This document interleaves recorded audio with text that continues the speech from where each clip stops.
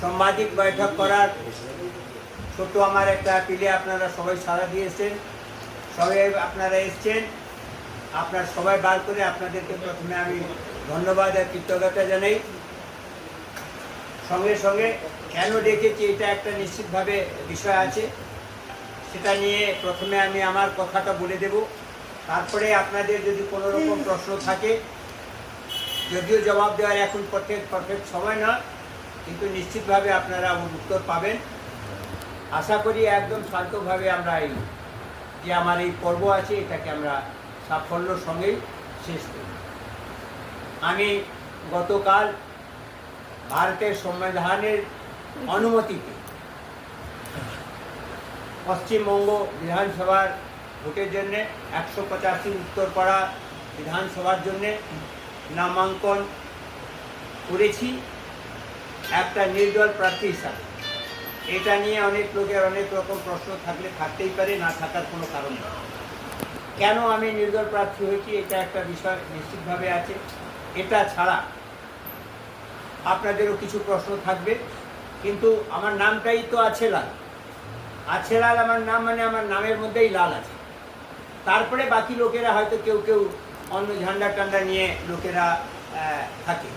আর আপনি আমার বাড়ির আশেপাশে যেখানেই দেখবেন শুধু সবুজই সবুজ আছে। আপনি এখানে দেখতে পারেন আমার ওই বাড়িতে আছে, মানে আমি লালেরও বাইরে না, সবুজেরও বাইরে। আর আপনারা সবাই জানেন যে ভারতবর্ষে যে ঝান্ডাটা আছে তার মধ্যে তিরঙ্গা আছে, কিন্তু তার মাথার উপরে গেরুয়াটা আছে।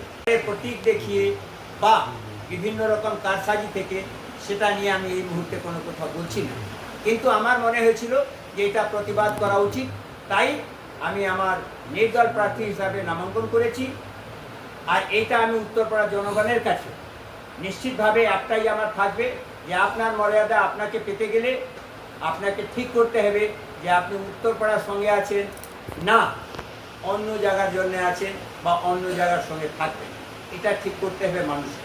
এটার জন্যই আমি প্রতিদ্বন্দ্বিতা করেছি। আমার এই প্রতিদ্বন্দ্বিতা নিয়ে হয়তো অনেক লোকের প্রশ্ন থাকতে পারে যে কোনো বিশেষ রাজনৈতিক দলকে লাভ পাইয়ে জন্য আমি মাঠে। আমার কোনো রাজনৈতিক দলের বিরুদ্ধে কোনো রকম ক্ষোভ নেই, কাউকে লাভ পাইয়ে দেওয়ার কোনো গল্পও নেই। আমার মনে হয়েছে দীর্ঘ 1978 থেকে আমি রাজনীতি করছি, প্রথমে কংগ্রেস, তারপরে তৃণমূল। আজকের দিনে আপনি বলতে পারেন যে কংগ্রেস তৃণমূল ছেড়ে আপনি তাহলে নির্দল কেন।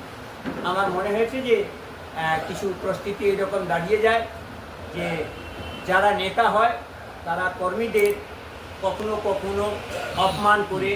আমার মতন মানুষ ওটাকে প্রতিবাদ করেছিল, নিশ্চিতভাবে আগামী দিনেও প্রতিবাদ করব। তারই ফলস্বরূপ আজকে আমি কিন্তু নির্দল প্রার্থী হিসাবে আমার নামাঙ্কন দিয়েছি। আর নিশ্চিতভাবে উত্তরপাড়ার মানুষের বিচার করবেন। গণদেবতার রূপে কেউ নেই, কে জিতবে কে হারবে সে উত্তরপাড়ার জনসাধারণ বলবে, আমিও বলছি না, নিশ্চিতভাবে আপনারাও বলবেন। এরকমভাবে একটা জায়গা থেকে আপনাকে অপমান করে সেখান থেকে দল থেকে বহিষ্কার করা হয় এবং আপনি তারপর দল ছেড়ে আপনার সঙ্গে যারা ছিলেন তারাও দল ছেড়ে বেরিয়ে আসে। আপনি কি সেই সময় থেকে কি ভাবনা চিন্তা করেছেন কি নির্দলে দাঁড়াবেন, না এই আগামী নির্বাচনে আপনি কি চিন্তা ভাবনা করবেন? আপনাকে সঠিক সময়ের মধ্যে সঠিক জিনিসের সিদ্ধান্ত নিতে হবে। আর 21 বা 26-এর গল্প নয়।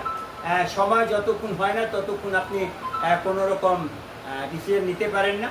এখন মনে হয়েছে যে উত্তরপাড়া মানুষকে সঙ্গে নিয়ে যে এখানেকার পলিটিক্যালি যে ছলনাগুলো হয়েছে তার প্রতিবাদ করা দরকার বলেই আজকে দিনে উত্তরপাড়া দলটা করছিলেন তৃণমূল দল, মনে হচ্ছে যোগ্য মর্যাদা আপনাকে দিল না? না, আমাকে মর্যাদা দেওয়ার তো কোনো কারণ নেই। আমরা কর্মী ছিলাম, আমি কর্মী। যে কর্মী তো কখনো কোনো দল কাছ থেকে মর্যাদা পায় না। আর বিশেষ করে যে দলের আপনি কথা বললেন সেখানে তো কর্মীর কোনো মর্যাদা নেই।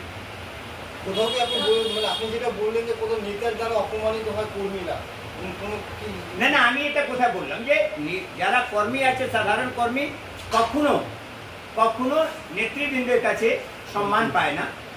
শেষের দিকে আপনি দেখবেন 100-র মধ্যে 95-96% লোক এটা কিন্তু ভুক্ত।